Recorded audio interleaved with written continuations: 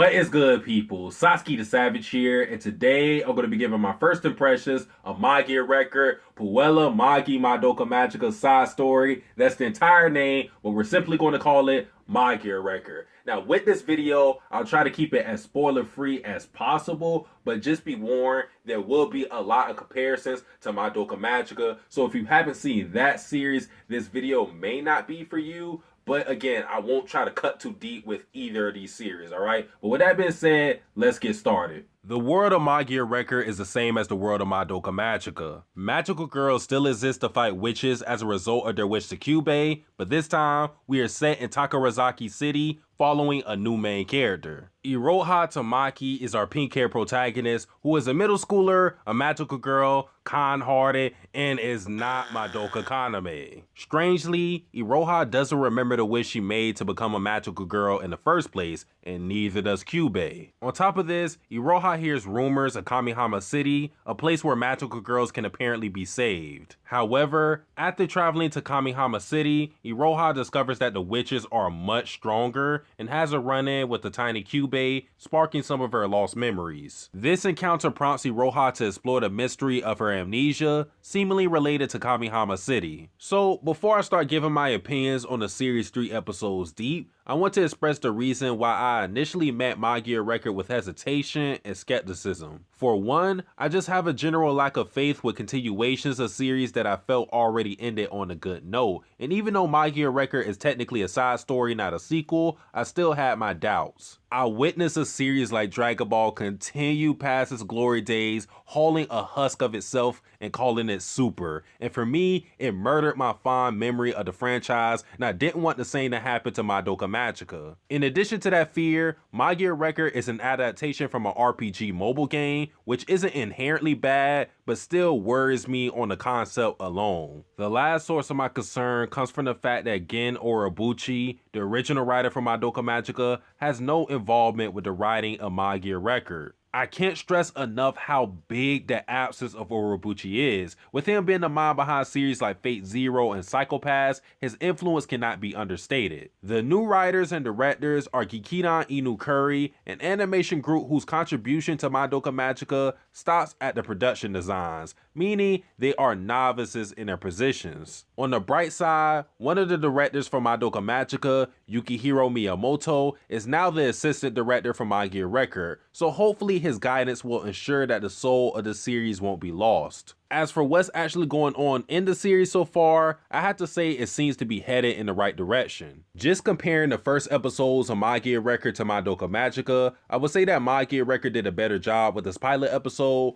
which is expected since Madoka Magica already established the setting and premise of the story. What Magia record is doing right is keeping the viewers engaged with the mystery. There has been a lot of compelling questions raised that has garnered my attention, like why are the witches so powerful in one specific city? Are the rumors of Kamihama true? Why is baby KYUUBEY a thing? And why did Iroha lose her memories? Narrative-wise, there's only one plot point I don't like that feels contrived as all hell, and since I want to vent about it a little, look at the timestamp on the screen to avoid spoilers. So we are introduced to the lovely friendship ending staircase in episode 2. Now walk with me. The idea is that this magical staircase severs your friendship with someone once you write your name on the 6th step and the other person's name on the 7th step. And if the person you cut ties with apologizes to you, then you get kidnapped by the chain monster. It could just be me, but I find the notion of the friendship in the staircase both oddly specific and nonsensical. I think to myself, I get these are middle schoolers, but who the hell ends their friendship by writing names on stairs? And why is the appearance of the chain monster so conditional? How has this exact situation occurred that many times to become a rumor in the first place?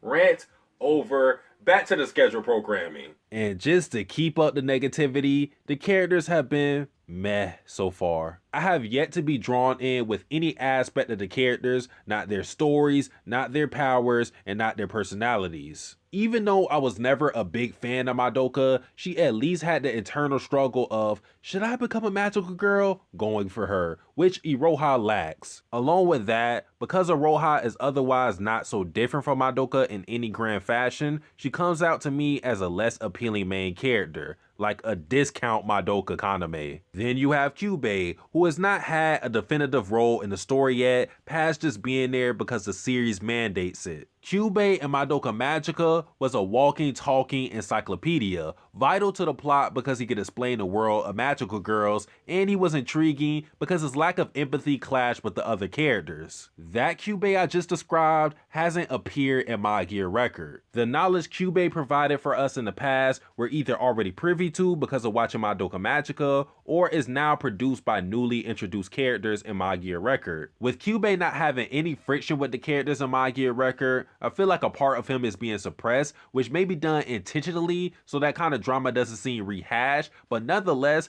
I just want KYUUBEY to be great again. Just to clarify though, I'm not saying Magia record is dropping the ball with these characters just because they are different from what Madoka Magica gave us. I personally just don't feel as invested with the characters in Magia record, and I use Madoka Magica as a point of reference because it has the same world with proven success in the field of characters. Take Sayaka and Homura for example. Literally everything else about this show though is beautiful. The music first and foremost is phenomenal. There are some reused tracks from Madoka Magica which I actually like, but the new tracks sound good as well. Takumi Ozawa is the man composing the music, and he had pretty big shoes to fill, stepping up in the steed of Yuki Kajiura, and so far, he's surprisingly doing his thing. The art and animation has been blessed by Studio Shaft, and to my eye, Magia record actually looks better than Madoka Magica, maintaining the trippy witch labyrinths and improving the magical girl transformations that we all know and love.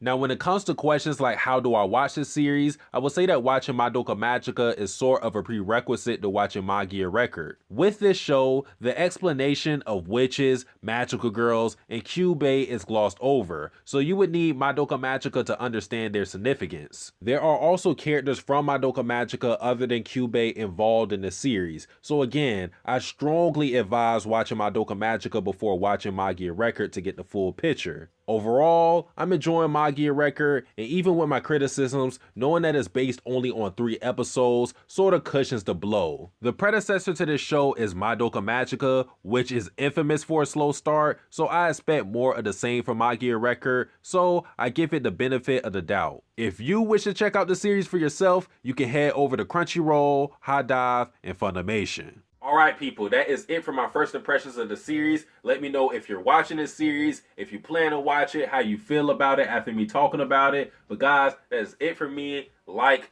comment, subscribe. Satsuki the Savage, out. Am I dying to live, or am I living to die? Living a lie, with my hands stressed out. See, I'm stressed out, being the best out. Visions in my body.